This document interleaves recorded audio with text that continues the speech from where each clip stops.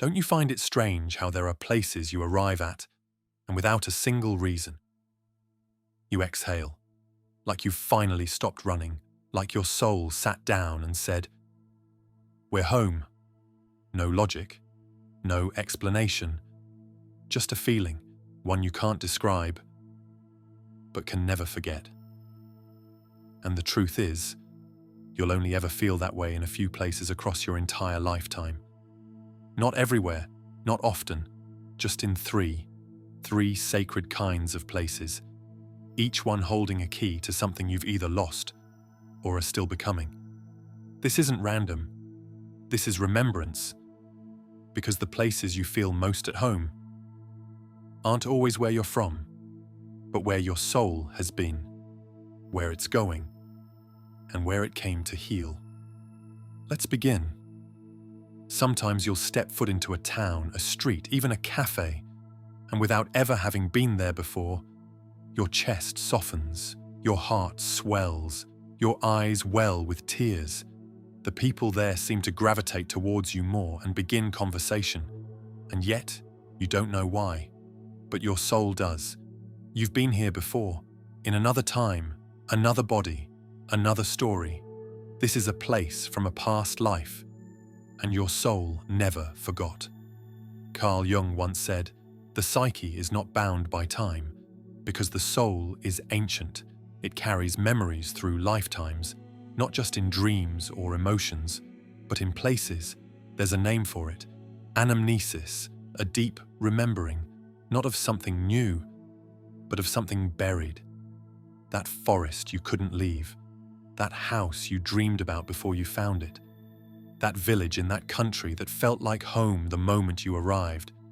You didn't imagine that, you remembered it. These places show up to remind you, you are more than this life, more than your story, more than your name. You are a soul, and your path is far older than you think. But not all sacred places are from the past. Some feel like home, because they align with the version of you you're still becoming. They don't mirror your memories, they reflect your frequency. It's subtle, but electric. Like being magnetically drawn to a city you've never considered. Like hearing your soul say yes before your mind can ask, why? These are the places your future self already lives. The places where you will become clearer, stronger, softer. Where you will write the book, meet the person, start the healing, find the peace. Not because the place itself is magical, but because it matches you. The you that's finally ready to grow. Sometimes you won't even know what's happening. You'll just feel like you can breathe again, create again, believe again. That's alignment. And that's not an accident, because when your internal world evolves, your external world starts calling you somewhere new. So if you've been feeling pulled toward a place without reason or explanation, don't ignore it. That's not wanderlust.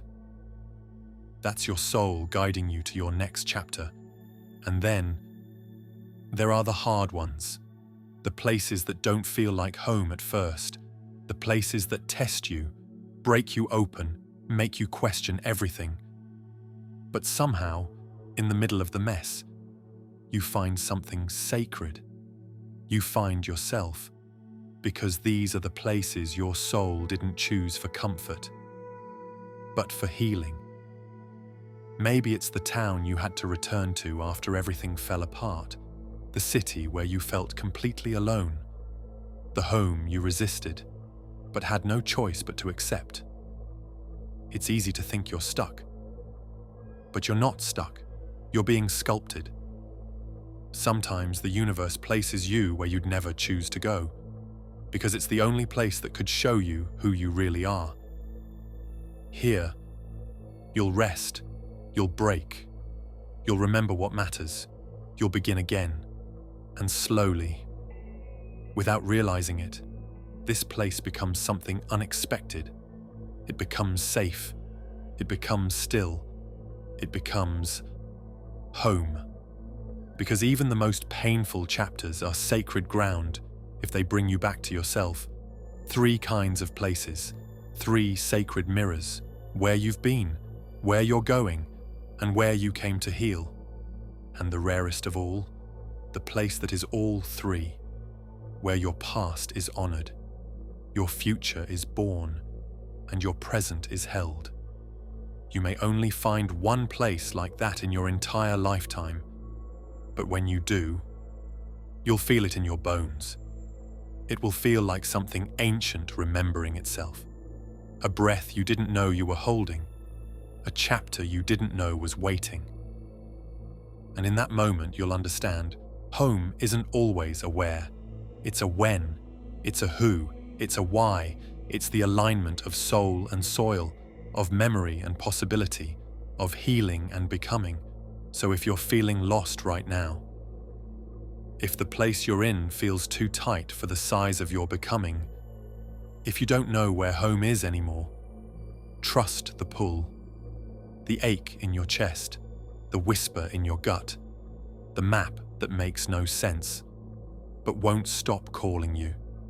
Because you're not crazy, you're not broken, you're just being summoned by something older than logic, by something more honest than fear.